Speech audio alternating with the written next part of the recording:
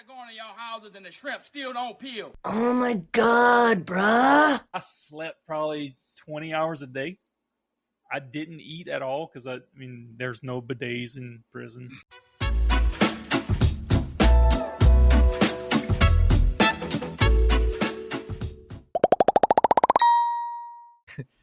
And welcome, everyone, to the Group Chat Podcast. It's now time for everybody's favorite segment. It's now the Not Mott's Mailbag, sponsored by Lafourche Concert and Events Club. We couldn't appreciate Kyle and the folks there at the Lafourche Concert and Events Club more for their support. If you have a mailbag question, find us at Group Chat Podcast on Facebook. Every Monday or Tuesday or so, we usually post a little thread there, collect some of your questions. Or you could just shoot one of us a text or whatever. Just find a way to get your question to us. We've got a bunch of them here. We'll lead off with our Little Debbie winner, Marcus from LCO. What is the GOAT of backyard toys? Marcus wants to know. So I got to tell you, last week, ashamed of my performance. I'm actually prepared today. My favorite, I'm not saying is the GOAT. It's just me, right? That's what we're here for, to give opinions. The battery-operated ride-along vehicles were my favorite toy. Probably because it didn't require any physical activity, and I was a 400-pound 5-year-old. I had the Bigfoot version of the monster truck type of version, as well as a Jeep Wrangler. Those are my two favorites. So Marcus was suggesting that it was a Nerf football. Marcus, I'll do you one better. I liked the Nerf football that had the little airplane thing on the back of it. I remember that. It was an orange Nerf football that had a whistle in it. So when you threw it, it whistled. Vortex ball? Yeah, that was legit. That was a big one in the neighborhood. But I'll change the question around and not go from backyard toys.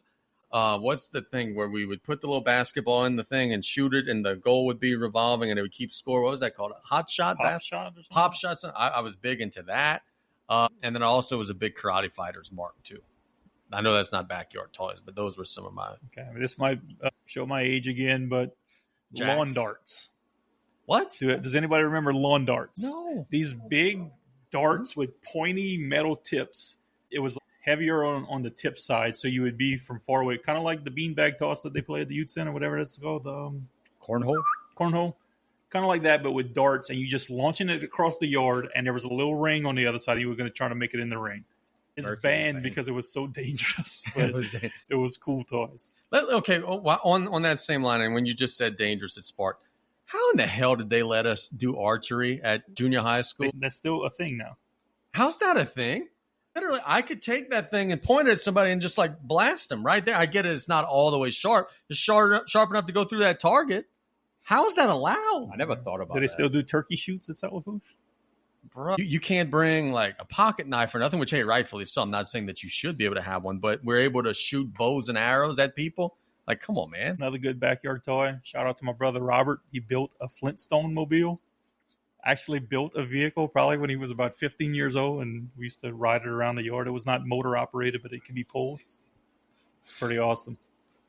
You're an old man, bro. Golly. Coon from Back Vachery wants to know true or false. Nobody eats the corn after seafood boil. So I use the corn as a method to ice down the boil and just cool down the water so the crawfish or crabs or whatever could soak up the seasoning. And there's always corn left, no matter what. Nobody eats that. I've got to the point I have to make another dish because you got so much leftover corn. So my answer to this is I'm good for one corn. Here's my thing with corn, dude. It's really good, but it's a pain in the ass when it's on the cob. It gets all over your face, and in my case, usually my beard and my teeth. You eating it the long way or no? Bro, it's just a pain in the ass. I got to go to the dentist after. Shut the do I need to do the chop to you? It's just too much. Yeah, I don't know. Not a fan. I'm like you. I'm good for one. That's it. But one. I'm not gonna just get 5 pounds of corn in my tray. This could be the For goat. me, I really like corn. What do you like about corn? It's corn. A good corn that knobs didn't have to choose. What? You never heard What? what? I don't know. You've never this. seen that kid? No, I don't know Oh what that is. my God, that was the.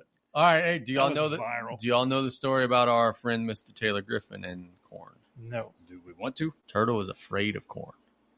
Literally, this is like a legit Like a cat phobia. and cucumbers? It's a big lump with knobs. This is like legit phobia for our guy Turtle. Yeah, like if you want to get him to leave, like serve him some corn, he's gonna go home.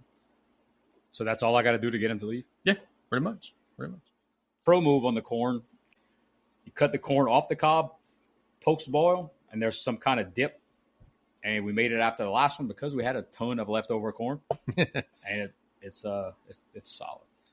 Next question comes from Kyle from Golden Meadow. What's your favorite Golden Meadow Mardi Gras parade, and why is it the Crew de Couillons? I mean, he's a sponsor now. We kind of He's our sponsor. Whatever. What's his parade? Crew de Couillons. Crew de Couillons. 100%. I don't even know which one that is. Nick Saban out the park, baby. Not happening. Which one is that? Not happening. Sorry, Kyle. Tuesday, Golden Meadow Men's Parade is the GOAT. The LaRose Parades can't finish. And that is the only parade going worth watching. Yeah, fair enough. You may have a one-time sponsorship. One time. I'll say this. We tell the truth here. I do admire that Kyle just decided, like, hey, bro, I'm going to just go ahead and start a parade. Like, I think that's really cool. So, yeah, hell yeah. Yeah, look, it's something different, but shout out our Mardi Gras crew, or our Dave Fan Mardi Gras crew, since some of folks have retired. But Brock D led our crew for quite some time. And My made answer. that a whole hell of a lot of fun. My answer is whatever Mardi Gras parade Turtles getting everybody hyped for. It's my favorite. That's the parade I'm talking about. Yeah, Same I float. agree. So that would be mine. And look, it could be either as a rider or as a guitar player doing a broom on a porch. Whatever works. The Friday night women's parade is usually really good too, but I never make it to that one. Yeah. Really? Not since I had my shopping go to Meadow. That's the I don't second think best parade in our repertoire. I always have a freaking high school basketball game that night. It's always Friday in the middle of district. John from LaRose wants to know, with the NCAA having NIL money now, will we see kids allowed to go straight to the NBA from high school again? Are you far against that rule now? I don't think that they would go. There's no reason to go because a lot of those high school guys would go pro. They wouldn't be ready. They'd be sent to the G League, whatever it may be. Why not go and be the big man on campus and get all the pretty girls and be a star and be a celebrity and get the money anyway?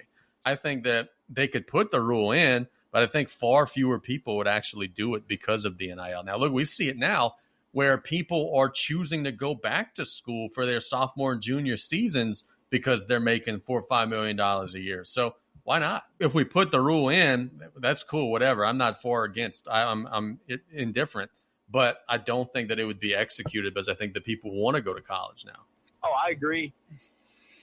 That's my input. No, I don't think the NBA is ever going to allow that again because there's too much scouting and there's too much time invested into a lot of these folks. I think that's a big part of it. And I just don't think that high school kids are physically ready. I think that 1 year you may go be a one and done type of guy, but I think that year lets you develop in a league that's obviously better than high school. Yeah. So here I go again, asking questions instead of answering them. What is the salary of somebody that's the number one pick in the NBA draft? Number one pick, you probably making like $8-10 million a year or something like that. Okay. If you would be the number one pick in the draft coming out of high school, you're going to get a big NIL deal. Probably $4 or $5 million. Okay, so it's about half. Yeah. And the competition's about half. The season also is half, too. It's like the 530 games. So you're working less, playing against less talent, and you have the ability to make a ton of money. And you're a star, big man on campus. So you're either a big fish in a big pond or a medium fish in a big pond. Still making bank. So I'd say go to college and not go to the pros, even if that's an option. You brought up the number one pick. The dudes who are like the 15th or 20th pick, they are making more in college. Yeah. I think Angel Reese made a mistake leaving early and going to the WNBA. I think she should have stayed at LSU for another year. We didn't even touch on that in the podcast Caitlin. segment. That's some good stuff that we missed out on. Yeah, diving into all that with the fights going on in the women's basketball, the supposed fights. Common foul. It was a common foul. I'm an Angel Reese fan. I know y'all are Caitlin Clark fan. It was a common foul. Angel Reese needs to chill out with that. John from LaRose wants to know, is Charlie Ward, the Heisman winner and 10-year NBA player, the most underrated athlete of all time? If not, who is? Boy, it's pretty damn hard to argue. You got a dude who was a Heisman Trophy winner running the option at Florida State who just decides, oh, there's no option quarterbacks in the NFL. Bet I'm going to just go play in the NBA forever. And we don't talk about him often as being a dude that's a freak. We mentioned Deion Sanders and Bo Jackson and all these guys. Charlie Ward is a very underrated athlete, John. I agree with you 100%. So I don't think Charlie Ward specifically got enough, quote unquote, as the kids say, flowers. But I don't know if most underrated ever. I'm having a difficult time thinking of someone that's more underrated than him in the shoes that he's walked in. But I don't know about ever. Yeah, he was good. He's up there with the best. He was good. Bruh. He was good. He was a good quarterback. He was good at basketball. Was he a star in the NBA? Not really. No, but imagine if Tebow went from winning the Heisman to just being like, all right, bro, after this Broncos thing don't work out, I'm just going to be a power forward for 10 years. Like, no one saw that coming. I didn't see him having a long NBA career. I'm giving his flowers. Successful career. What wasn't great? He was good. I guess all these other two sports stars, obviously top of the brain, Bo Jackson, Deion Sanders. Danny Ainge. He's not on that level, which I guess automatically makes him underrated. Because he's done the same thing as those guys. Maybe not at that level. Was Kyler Murray better? He was the number one overall pick in the NFL draft. He was supposed to be a dude in baseball.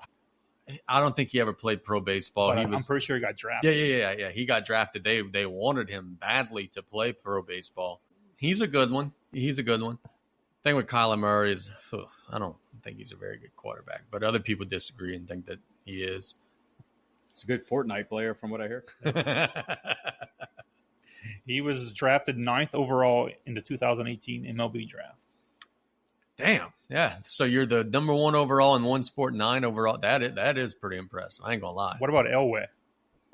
Elway was in there. Elway also powdered his way out of Indy to go to Denver. People don't give him enough grief about that. We talk about other people, but Elway gets a pass. Oh, bro, he spun into the end zone in the Super Bowl. I've been wanting to ask you guys this, and we talk about freak athletes. You guys worked with boxers. We talk all the time about, could an NBA power forward play tight end, or could an NBA linebacker be a power forward? We talk about all that.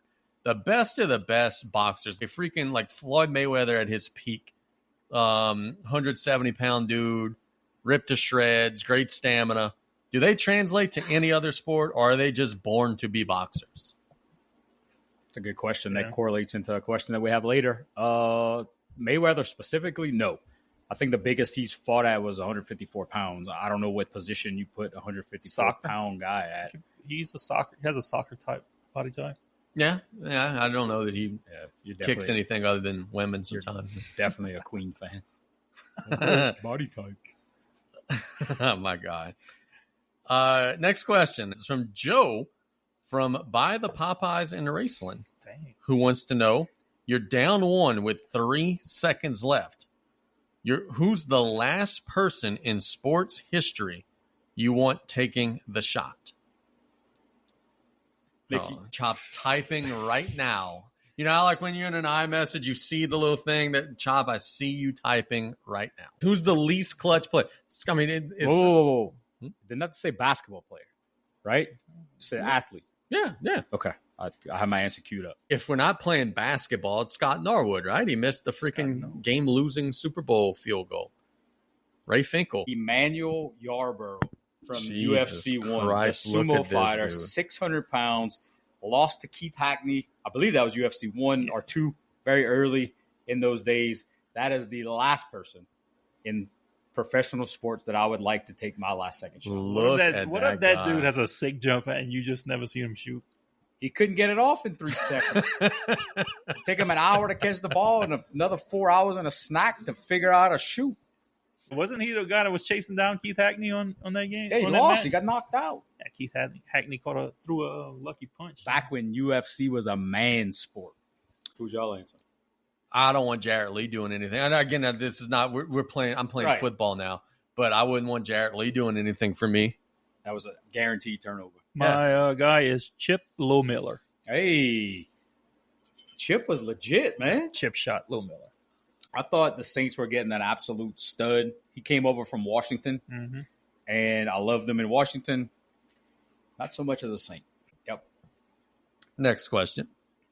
I like this next question. Olympic flag football, 10 players on the roster. 5 are on the field at a time, no linemen. Who are we taking to win the gold? This question is in reference to the Olympic Committee adopting flag football as a sport and the NFL saying, yep, the studs could play.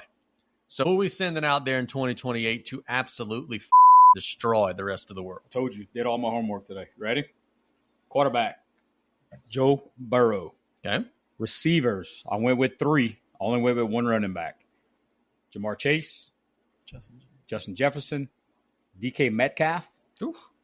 and at running back, the fastest running back in the league, clocked at 22 miles per hour, Chase Brown of the Bengals. Y'all laughed at me when I drafted him in the fantasy football draft last year. Did you win? Made it to the playoffs. I think I was second. We're not going to talk about So Second and you lost? it. Yeah. are we drafting the best team right now, or are we fast forwarding to 2028? I went right now. Okay. I didn't really put that much thought. If it's right now, I think Christian McCaffrey, a healthy Christian McCaffrey in flag football would be insane. But in 3 years, I don't know if he's going to be on the Olympic team. So I would go him as my running back.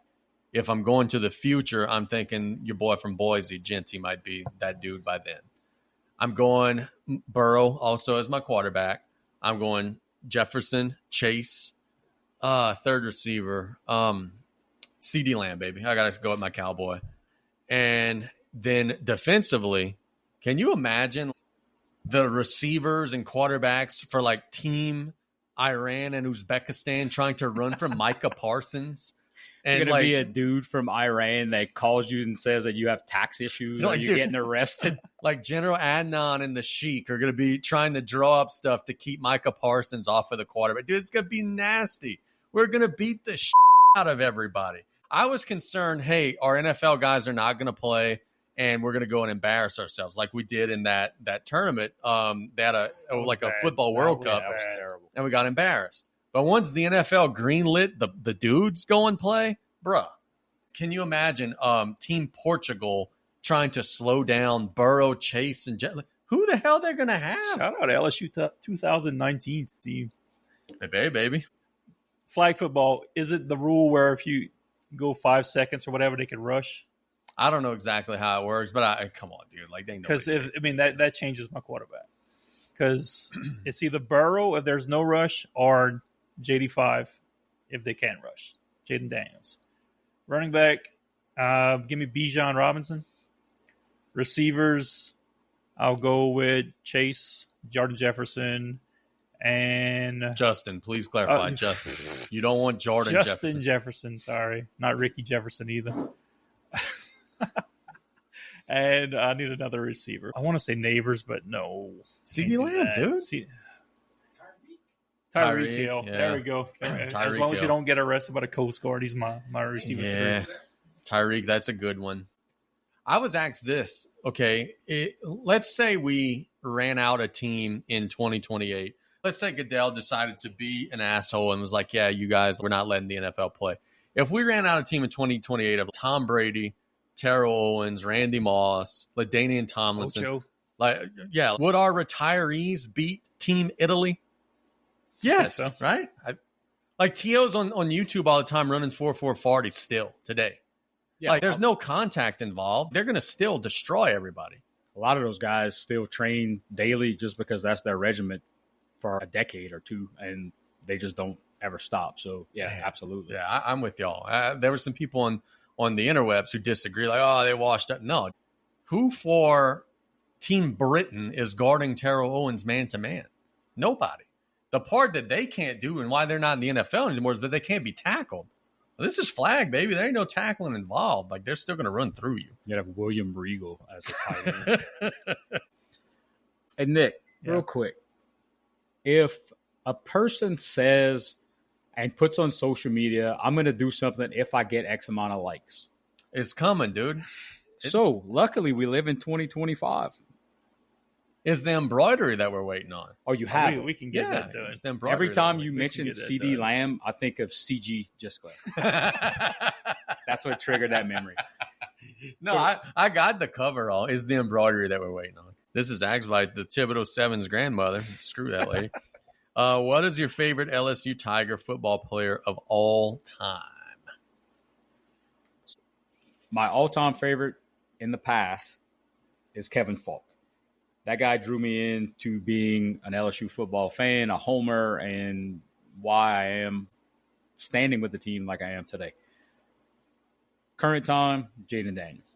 Yeah, guy just brought extra flavor, brought a skill set that LSU's never had before, and getting to see him was something special. And everybody hating him, I think, made me like him even more. Right? At the beginning, oh, bro, you got to bench him. You got to go to the nuzz buzz, bro. Yeah, who's and that may be why I like him so much, because we stood by. And I say we, me and you stood by him. And everybody wanted Nuss Bus, and we got it. And results are. Same thing with Neighbors. When Neighbors fumbled that punt, what was it, game 1 a couple years ago? Oh. Everybody was done multiple with this dude. punts. Yeah. It was, multiple punts. And then now he's one of everybody's favorites. And Brian Kelly has been so spooked by that, we haven't returned a punt since. We fair catch every single one of them. We haven't returned a punt since. Well, we tried. No, that was a kickoff. Early kickoff matchup against Tennessee a couple years ago that I was unfortunately there for. So me, previous era, and I feel old saying that this dude's a previous era. Chad Jones, baby. Dreadlocks of Doom. That play where Patrick Peterson's waving him into the end zone. It's one of my favorite plays in LSU history. Baseball starts. And then the fact that he just decides, I'm an outfielder, but hey, coach, I could pitch and go get these last outs in the World Series.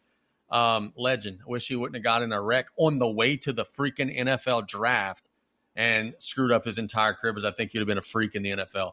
Modern era, got to be Jamar Chase, dude. But Jamar Chase did kind of bitch out at the end of his career and sat out a year, but he was so good that during it's got to be Jamar Chase for me. All time, I'd have to go Jacob Hester, who just brought the energy and just the grit to the team. That picture of him just diving over the goal line against Florida, that is ingrained in my memory. Currently, I was trying to go not Jaden Daniels or Joe Burrow, but it's hard not to. Those are the 2 Heisman winners. Dude, I wish so bad that Leonard Fournette would have gotten one of the Burrows or the Daniels. Because I was looking at Leonard Fournette's college stats. He had a stretch of like 4 or 5 games in a row where it's like 270 yards, 230 yards. If he would have had a passing game to where they couldn't just put 11 in the box, he would have been a freak. And I see Murder in the chat saying, Honey Badger, my God. That was my honorable mention. Yeah, there's a ton of honorable mentions that could be chatted about here. Let me real quick before we go to the next question, because I was doing this the other day, and it's going to blow y'all minds as to how ridiculous this is. LSU made it to the national championship game the year that they lost to Alabama in the 21-0 game. Let me read to you the quarterback performances in these games. I don't even want to hear this. Jarrett Lee in the opener against Oregon, 98 yards passing. Jarrett Lee against Northwestern State, 133 yards passing. Then Lee caught a burner. He had 213 against Mississippi State, 180 against West Virginia. Mind you, we're scoring 40 and 50 points in all these games. Kentucky, that's Jordan Jefferson's first game back after the 4-game suspension. Lee still the starter, 169. Then against Florida, 154. Then against Tennessee, 138. We're going in the wrong direction here. Auburn, 165. Then the Alabama game, the 9-6 game. Jefferson, the leading passer, with 67 yards. Then against Western Kentucky, Jefferson, now the starter, $168. The Ole Miss game, which LSU won 52-3 and took a knee without scoring again. They could have made it 59-3. That's game less miles, took knees with 4 minutes left. Jefferson had 88 yards passing, just a banner day. Arkansas, 208 for Jefferson. Then how about this? Won the SEC championship 42-10 with your leading passer having 30 yards passing. Jefferson had 30 yards passing in that game. You win the SEC championship by 32 points. Jefferson in that game was 5 of 13 passing for 30 yards and a touchdown. How in the hell did that team go 13-0? Oh, because the Honey Badger was running every punt back for a touchdown. Then in Alabama, Jefferson has 53 yards and you get beat 21-0. Real quick on honorable mention, Josh Reed got to be up there. That guy was a freaking stud. Always open. Demetrius Byrd. Herb Tyler for me was a big one. Eddie Kennison, we mentioned earlier. Brad Wing. How can you not like Brad Wing? Brad Wing. It's story time. Can I tell you guys a Brad Wing story? Sure. Y'all know why he went pro after his junior year? Everybody was wondering, why the hell is that guy going pro? Take a guess. Too much drinking? He had a 0.0 GPA. He wouldn't have been eligible. He had an F on literally every single class. Didn't go to class at all. Current day, Weeks, Ali Broussard, Glenn Dorsey. I mean, that's some freaking studs. Joseph Adai. How good was he? So got LaRon Landry, Skylar Green, Chad Lavallee. That's some freaking Lavallee. studs, That was man. an Who was animal. Craig Skylar Stelz. Stelz was a freaking dog. Xavier Carter. Xavier Carter, track star. Talk about overrated. Yes. That guy took a knee on the one. Yes, he did. Oh, my God. Yes, he He did. was good on NCAA 2010 or whatever it would have been. I like this one from Derek Cutoff. If you could have had any one local athlete to train to become a boxer, who would it have been and why? You guys are the boxing guys. You had your answer off the air. Is it the same? Has your opinion changed in the last 2 hours? Shout out Nigel Bourne. Dude was a freaking stud. Worked the mitts with that guy. He had hammers in his fist. Could have been something if he would have stuck with it. As I think 14 years old, we traveled to Missouri for the ringside national tournament that he made. I think he only had 8 fights. Fought a guy from Seattle, had like 1,000 fights. Ended up losing. I think that got to him. And what could have been, man. Shout out Nigel Bourne, my guy. Now we meet up at Boogie's and he threatens to fight everybody for me, which is fantastic to have. And I enjoy that. Nick? I'm drawing blanks. I mean, we were in a boxing gym, but there was, if you wanted to box, you showed up in box. So think about that answer for a little bit, Nick. I'll talk about another guy that was in the gym for a period of time was Glenn Hughes. Yeah. Really good football That's player. Dre's uncle. He had some boxing lineage to his name. He was pretty solid as well, but just another guy that didn't stick with. You know who would have been really good? Harvey Allen. I bet. Oh, my God, I Corbin, bet. too. Yes, both of those guys. Like would have been Harvey really was good. at his peak athletically like 150 pounds. So he would have been in a small weight class, would have been strong as an ox, fast as hell. Oh, yeah, I could see that. I could see him being a big problem. Another guy off the top of the dome, Terrence Alario, tough as nails type of guy, not afraid of anything. I got it. I see on a weekly basis, Lance Reynolds, and there's another one, just tough guys, man. Bruce Lee. Nobody could hit him in the face, so that's You don't a get start. hit. He's you can't undefeated. lose. Undefeated as an amateur boxer. Next question. This from Big Steven Cutoff. Oh, boy. What happens first? All the inmates in New Orleans are caught or the Golden Meadow Bridge is reopened? Told the bridge is about 3 months away. So that means it's about 6 months away. Will all the inmates be caught in 6 months? Yeah, definitely. But the bridge in Golden Meadow's opening in 3 months or Said whatever? about 3 months. The part Shaws is supposed to come in I this thought week. they were just done with it. I thought they just gave up. Can we get an over That's knowing that still actually what I happening? say. I still think it's never going to reopen. But if you go by what our lawmakers are saying, the little part that they were waiting on is coming to Louisiana this week. Then after that, it's about 3 months. Did I ever tell you guys the secret about this? Is that if that ever does reopen, this is a real thing, y'all. It'll only be reopened for like a month or two because they're going to have to close it to paint the bridge. Something that they could have been doing They painted for the bridge. last 3 years. There's a project in place. This is a real story. Call Joe Ogeron. Once the bridge reopens, it's going to only be open for about a month or two. Then they're going to have to close it down again to sandblast and paint the bridge. That is a true freaking story. Shout out the plant, bro. saw somebody went to the White House and screamed at President Trump to take care of that Golden Meadow Bridge. Yeah. I need to pull. So Nick shouted out this lady. This is from the front lawn of the White House. I told my mama that if I saw Trump at the White House, I'd give him a special message. So here's the White House. Here's me. Trump, fix the Golden Meadow Bridge. I thought that was pretty clever. That's good stuff. The lady I told my is mom- on TikTok, Pink, Pink 3400. If you want to give her a follow, shout out the Golden Meadow love. That's good stuff. And I also heard someone say, Curtis Oshaw. So talk about him. There was a meme put in one of our bigger group chats of the inmates, all their mugshots, and he was at the bottom. What you doing on our street, Curtis Oshaw? Oh, isn't it such a troll that the inmates pulled out the little toilet and then wrote in graffiti "too easy" with a smiley face? Just rubbing it in one last time. Nick, did you ever have any escape plans when you were visiting the facility? Wasn't there long enough, but if I was there another day, I might have had some escape plans drawn up. So we're all going. Inmates are going to all be captured, right? Yeah. What, are they still at 3?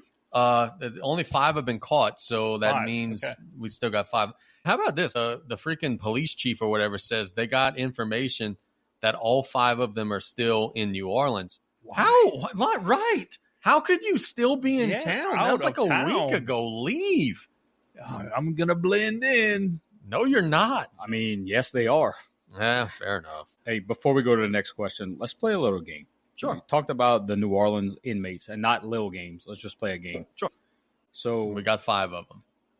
Jermaine, Antoine, Linton, Leo, and Derek still at large. Who gets captured next? Go. Give me them. Jermaine, Jermaine. Antoine. These are all last names. Definitely Antoine. No, these are first names. Jermaine, Definitely Antoine. Antoine, Linton, Leo, or Derek. Next, who's going to get captured next? Derek. Just for knowledge purposes, Linton's last name is Van Buren. So if you're a Seinfeld guy, you got to watch out for them Van Buren boys. The 4 that were captured, the Kinnan, Robert, Gary, and Kendall have been captured and brought back to Louisiana State Penitentiary. And they've all been sent to Angola, by the way, which that ain't a good time. Like we were talking about a second ago, how can you still be in Louisiana? What's your end game for this situation? You escape jail. You can never live a normal life again. Have you watched the movie? You can do whatever you want. They're all awaiting trial for bad stuff, like murder and stuff. So now you're going to lose that. Whether you're innocent or not, you're going to lose that. You're going to have on top of this escape charge. You're not smart enough to get on a plane and go to a place with no extradition, but you're still in freaking New Orleans. You're right. What is your end game? I have no idea what they're thinking. What was your end game, Nick? Or when I went to jail. What was that like? Talk to us about that. It wasn't bad. It was like a very bad vacation. So it was like being in Branson, Missouri. What was worse, OPP or Branson? Missouri? Definitely OPP. I slept probably 20 hours a day. I didn't eat at all because there's no bidets in prison. I watched a lot of NBA games. Were there guys betting like drugs and stuff on the games? Oh, there was a lot of drugs. That's what they say. There was a lot of cooking in the shower, which, like steaming vegetables in the steaming, wetting bread, putting spaghetti in the bread, wrapping it up in a bread bag, and putting it in the shower to cook. What? This is gonna have to be a whole segment. I don't Nick's even jail understand story. how that's even possible or how that could possibly be good. And they would crush up Doritos and put it in there too. Crushing up Doritos on anything is good, but a bread doughy with spaghetti sandwich with Doritos in it. steamed in the shower, the jail shower. Yeah. They would just wrap it up tight in the bag, put it in the shower, and just run hot water on it till it's cooked. Did you call someone every day? How'd that work? No, I didn't know any phone numbers. Somehow I remembered Damien and I was the office number, and I called Kef one day, and I was like, "Hey, bro, what's up?" Just a chat. Yeah. And I just remembered my mom's house phone, but she had like the rotary dial or whatever, and like you needed a touch tone thing. Oh, that sucks. So I called Janelle, my sister, She and teed you up. she got in touch with my mom for me. But like they wouldn't let me have my cell phone to call any numbers. You don't say. But they could at least like let you look at the numbers. Let's talk about why I was in jail. Had a unpaid speeding ticket that I thought got fixed by some dude who was running for some in St. Charles Parish that I worked with. Never got it fixed, and got in a fight for Mardi Gras. And cops checked my whatever. I had a warrant for my arrest. Thought I was just going in, signing a paper, and getting out. Oh no! Turned out to be a week during Mardi Gras. St. Charles Parish couldn't pick me up because Mardi Gras was going on. They couldn't send anybody to OPP, so I made a vacation out of it. You got a question from John. How long was Nick in jail? I think it was 5 days total. It's a long stretch, dude. That's brutal. So I had to go to court after, and like this was a couple weeks after. Went to court. I was in front of the judge, and like the judge said, "So how long you spent in jail?" I said 5 days. He's like, "Man, get out of here. You did enough." Yeah. So I was like, "Oh, cool, thanks." All right. So you said you watched a lot of NBA. Obviously, there's probably like a big open area everybody can hang out. Is there like a curfew? Hey, we're locking out up at like 10 p.m. I didn't wait for the curfew. After the game I was watching was finished, I'd just go lay down and hopefully sleep. They would make the time pass a lot faster. Damn. But it's like a courtyard almost, but inside. So it's like jail cells on one side, jail cells on the other side. Open area with picnic tables and TVs that you can just sit around. There was a shower in the back. But if you go shower, there was no curtains. You were just basically on stage in front of everybody else. Ugh. Yeah, so. Anybody try to befriend you? I mean, there were some guys that were like kind of like took care of me, but they were like, "Bro, you don't belong in here." So that was before you coached travel basketball? Because I kind of figured you'd know some folks. Should have did some recruiting in there. Oh, that's messed up. I like this next question. It comes from Scott from New Orleans, not Scott Alexander. And it's also not from not Scott Alexander, which would be me. If it's 4th and 2 from the 4 and you're playing NCAA, there's 8 seconds left. You're down 3. Are you kicking the field goal and going for the tie? Or are you trying to go for the touchdown? If you're going for the touchdown, what's your go-to play to get it? That's a great question. Ties are for sissies. I'm going for the touchdown. I got 2 plays, but there's still a chance that we're going to be in an online dynasty with each other, even though we probably won't. Yeah, Nick, what are your plays, dude? But I'm going halfback direct out of the shotgun. I feel like that's the old Aaron Brooks, Deuce McAllister play, where Aaron Brooks pretends the ball goes over his head and just snaps to Deuce. That's just the Saints center being terrible and just snapping it wayward. Either that or a load option. That's hard to stop. Good to know. To the strong side of the field. What I want to know is, do I have a timeout? Because I'm pretty sure I could get 2 yards for sure running a inside zone and pick up the first down, get to like the 1. And then from there, I could run like a sneak or something and get in. That's a load option because the load option is probably going to take you to the sideline. So you can always get out if you need to. Yeah. So if I don't have a timeout, then I'm probably doing some sort of outside run, or I'm probably going to go shotgun, spread it out, and send every one of the receivers via hot route on outs. And just try to find runs from the 4. Jeez. Little short outs. Like they'll curl right at the end zone. 2014 college football game, I'm kicking. Kicking? Because offense was harder. Well, no, I could actually kick. Oh, okay, fair enough. This game, I cannot kick to save my life, so not happening. I'm going, man, the option's really, really hard to stop before the upgrades or whatever. Now it's a little bit difficult. Probably go a little slant route in the hopes I could dump it off to a flat or take it in for the score if you got a running quarterback. Like, I like what you said with the direct snap or the jet sweeps and stuff. But there are some plays where DN just blows you up and you lose yards. That's what scares me about those on 4th down. That's a good question, Scott. And one thing about why I would run the ball, like hopefully I'd have timeout. That would help out a lot. My quarterback rating inside the 10 is 0. Since I've been playing this game, probably about 200 interceptions to maybe 2 touchdowns. So I'm not throwing the ball. I have a dynasty right now with Hawaii. I'm on like year 7 or 8. Every year, just about, my quarterback usually ends up with like 40, 45 touchdowns and like 10 picks. What? Almost all of those 10 picks are in the red zone. Almost all of them. I get 20 picks a season. Really? Yeah. So I throw short passes. I don't stretch the field, like low conservative dink and dunk stuff, but almost all of my turnovers are in the red zone. So I'm with you there. Tommy, we had this one, and I was hoping to see you chime in. You may have in the comments, and I just didn't see. Playing NCAA 25 or Yeah. Some kind of at least 4 wide shotgun crossing route with my 2 slots. See, I do a lot of that stuff too, but I would have in 4th and 2, I'd probably go 4 wide and run the ball up the middle. Spread them out, run the ball up the middle. You don't get stuffed a lot when you try to run that inside zone play. No, maybe I just got a good offensive line. Inside zone, like that nose tackle just for some reason eats. And if he gets picked up, there's always that line. Because on the slot crossing routes now, one of them has that choice route, and he gets stopped in the middle. Jonah wants to know, I love your random discussions. Talk about a random South Lafourche Biddy basketball player that you enjoyed coaching. Jonah also added, I didn't put this on the list, said, I will be asking you to list more random people in random sports in the future. So Jonah likes the randomness of our show. Name a random South Lafourche Biddy basketball player you enjoyed coaching. I got a few. There's no way to name just one.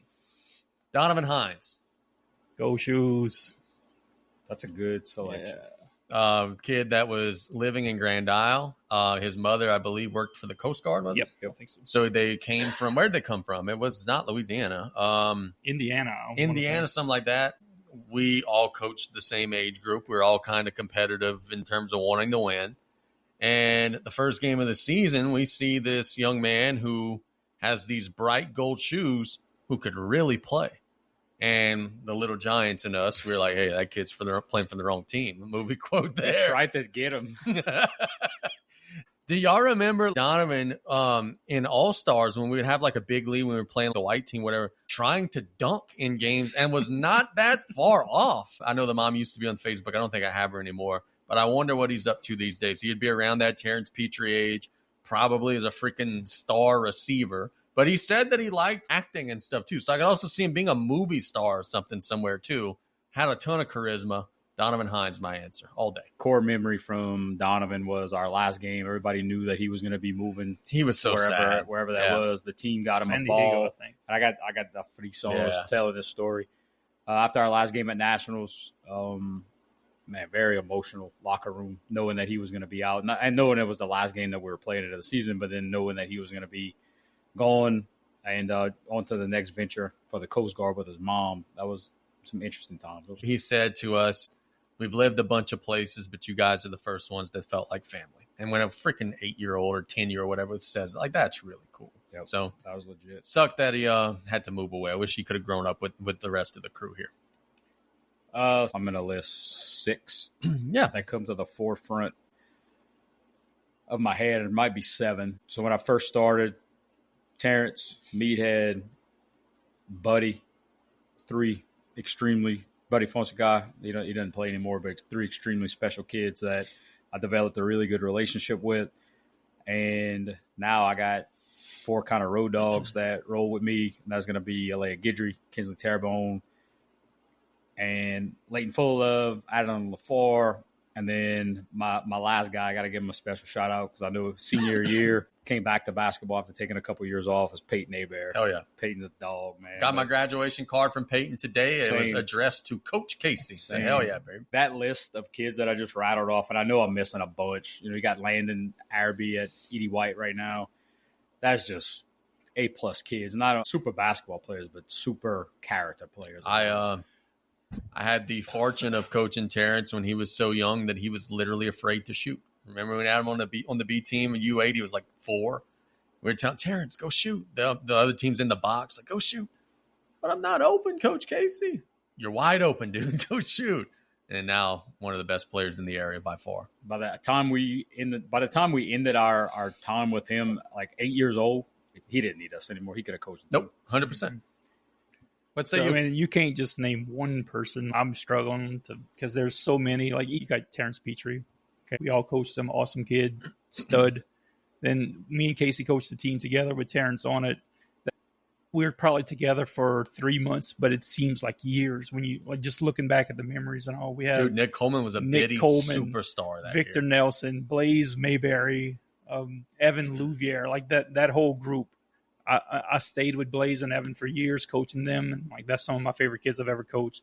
There's Caden Orman, Chris Colley, like there's some good kids now that I like to coach. My son Victor St. Pierre. There's so many kids that we have coached at some point that every year you find 2 or 3 more kids, or maybe even more, that, oh yeah, this is one of my favorite kids I've ever coached. And absolutely. I look to even go further back in time, whenever I really, really first started getting involved, kids like Seth Bourne, Drew Rios, Brock Bayou picked up basketball really late. That was an absolute stud. Cody Bourne, all those guys definitely left lasting impact on me.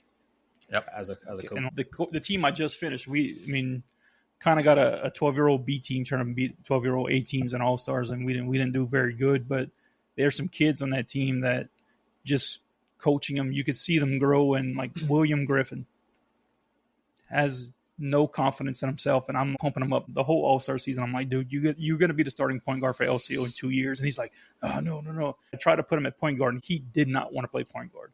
So I'm working with him. I'm like, I need you to play point guard. I need to give my point guard a break. And he didn't want to do it. And I'm like, you are going to be the point guard at LCO in a couple of years. Tell whatever's telling you that you can't do it, you need to tell that to kiss off, Yeah. You are going to be that good. And by the end of the season, his mom posted on Facebook of him playing in the Alpha Omega League, kids dominating out there. And it's like, that's my guy. Look, love that kid. Another one with these kids that are about the same age group. There's nothing as a coach that used to fire me up more than when we would pass the ball on the wing and John David Guidry would make a 3 and he would airplane all the way down the court. A lot of times he would make it at a big momentum time, so they're calling timeout, and then he's spiraling his airplane up and down. Oh, there's nothing that would get and his pregame wardrobe, dressing up, I forgot about that. Wearing the suits. Actually, how about our heels team that we didn't think was going to be much, that came on really, really strong? Yeah, 2 guys like I just named. Ashton Guidry, a guy that came Gage Melisson. Gage, who had Barrett Revet on that team. I could rattle that. Wasn't Alex Freelander was on that team. Wasn't Coleman, your cousin Merrick, right? Yep, Merrick, spin shot, Merrick. It's awesome. Who we had besides Coleman that was our other stud? Evan. And Evan, Evan's going to be the president of the United States someday. I remember him always, yes, sir, no, sir, super polite. If you tell Evan to jump through the glass backboard, he's going to try. But I remember one practice, I think it was in 9 and 10, he kind of calls me in, and I'm thinking like something's wrong. Like, hey, Evan's not feeling well. Like, Evan wouldn't be getting my attention. Calls me, hey, Coach Case, come see me, man. What's up, Evan? I said, hi, yeah. Pelicans beat the Rockets the other day. I'm getting hard and hate even from my point guard. What's going on? So Evan does like to rib you a little bit at times. That was another kid that we didn't mention is our neighbor, Cameron Gisclair. We were big wrestling fans at the time. Cameron was a big 8-year-old wrestling fan at the time, and we connected. We talked a lot of wrestling with that kid. For whatever reason, we had all of the boys at your old shop in Golden Meadow after a tournament or whatever. And I remember they were all playing flag football or something in the little lobby, just killing each other. And I'm thinking to myself, dude, we're about to get sued. Just going at one another. Great group of kids. Do y'all remember when we had Terrence and DJ and them and we played TPR in the finals of the Lockport tournament? And in the first quarter, we were beating them like 22-4. And DJ makes a 3 in the corner while kids tackling him. And it goes in, gets a 4-point play. Well, we were going nuts. And then Terrebone's like, yeah, it's enough of losing to y'all. We're going to just go ahead and put you on the box. Remember, there was one Terrebonne guy directly across from where our bench was, and he was talking shit in our parent section. We were talking shit back because we thought we had this game. Dude, Did we? I did. But I remember at halftime, I told I was all the kids were all dancing around. No, it wasn't. We were up by probably 20-something at halftime. Not at half. No, not at half. No. And I told those kids, if you don't think this team's coming back with their best punch, you are crazy. That second quarter lineup was a little shaky. I made the lineups that year, yeah. It didn't end well. Hey, it was a great 6 minutes of basketball. Yeah. One of my favorites. Nick, tell them about how nervous you were before we played Slidell at Nationals. Oh, my God.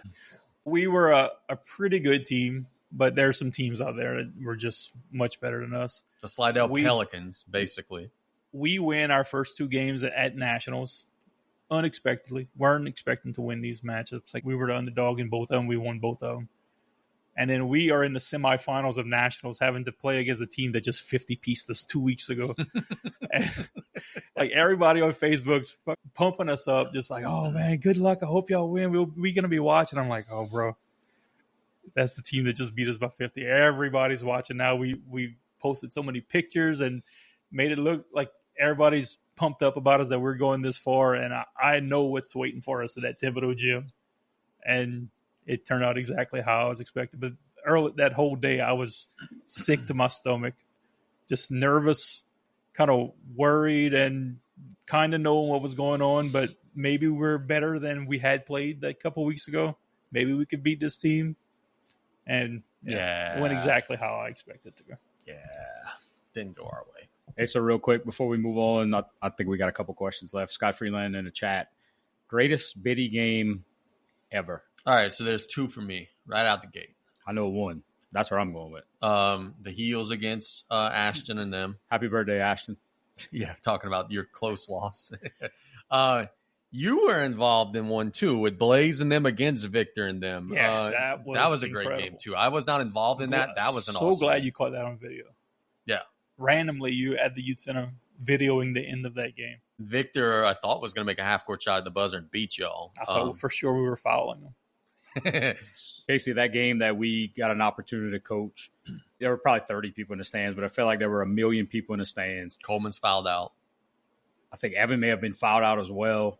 And the time that those kids put in, we were able to develop a third ball handler, and it was Gage awesome. and Ashton were handling the ball. It was awesome to watch. And then, unfortunately, the only referee that was there was Bruce Lee, so we had to deal with that, which is why all our kids fought out, I'm sure. But to be able to hold on with a talented team like Coach Ashton had at the end, putting pressure on us was pretty cool. Big moment for them kids. Look, it's not a memorable memory for us, but we blew a 30-point lead in the 4th quarter. Against Harahan. Couldn't break a press. Yep. I'm sure that the people watching that thought that was an entertaining game. Wasn't as fun for us. And the other thing about that Harahan game, Nick, is not that we blew the lead, is that, yeah, they were getting steals. Yeah, we couldn't break a press. They were also making like fadeaway 18-footers, and everything that they threw up went in. There was a point during that game where I was like, maybe if we just inbound the ball, just throw it as far as we can, that would kill some time off the clock. It's like a punt. That game may have helped us at Nationals because it was a couple weeks before Nationals, and we figured out who can handle the ball, who can't handle the ball. That's easy. Yeah. We put it in Victor Nelson's hands, and he figured it out. There was their game at All-Stars at one of the tournaments that I shot this year that went to like double overtime, and it was Deuce team. They made buzzer beater to send it to overtime and a buzzer beater to send it to double overtime, and they kind of gassed out. That was really good. I think they ended up beating them the next day, I believe. That was Coach Deuce's 10U girls team, and then Coach Mike's 10U East Bank team. Real cool moment the year that I choked at Nationals in the championship game. The game to get there, we were down 1 against Acadiana.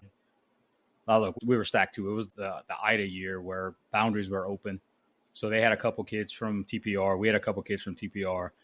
We were down 1 with maybe 8 seconds left, and we fouled, put them at the line. Back then it was 1-1. The little girl misses the front end of the 1-1. We barely box out. I'm having a heart attack because we got an opportunity to get a shot up, and we almost don't box out.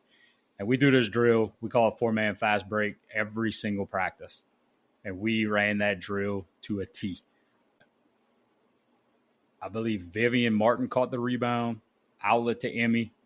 She goes down the court. Kinsley spacing out exactly how she's supposed to. They get it to her on the left wing, and there's a huge center that's protecting the rim, and Kinsley pretty much goes underneath her to make the layup. And it wasn't at the buzzer because we had to make a defensive stop, but we ended up doing it, and that was one of the coolest moments there, and that put us in the national championship game that I choked.